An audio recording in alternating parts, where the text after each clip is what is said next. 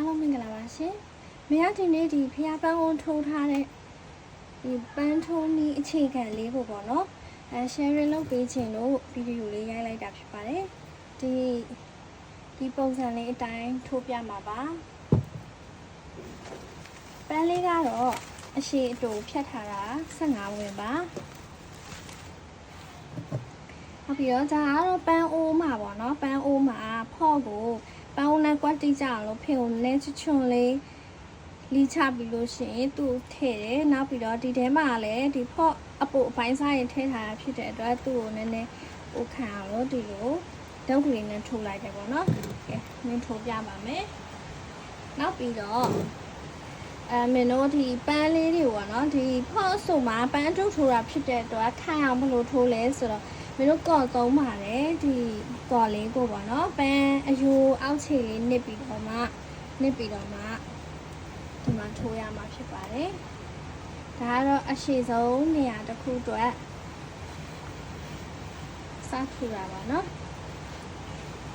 ဒါကဒီပန်းဝန်းနဲ့တက်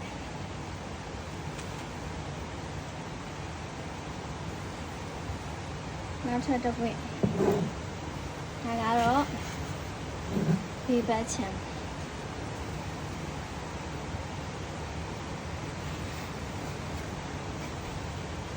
ဒီခုကသရိတ်ခံပုံစံထိုးမှဖြစ်တဲ့အတွက်သူ့ရဲ့အပေါ်အချွန်နေရာကပို့ပြီးရှိပါမယ်เนาะဒီဘက်ကတော့နည်းနည်းတိုပါမယ်နောက်ပြီးတော့အရှိဘက်ပါ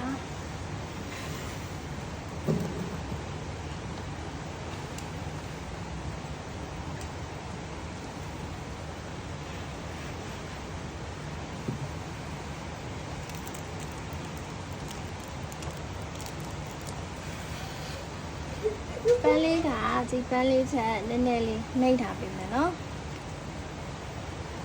ပန်းလေးကလည်းဒီပန်းလေးချက်နည်းနည်းနှိပ်ပေးမယ်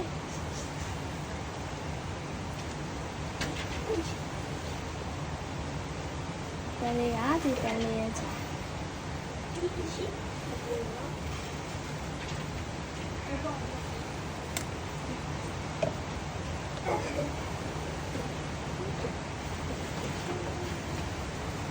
ရထောင်ပုံကကားလေးရပါတယ်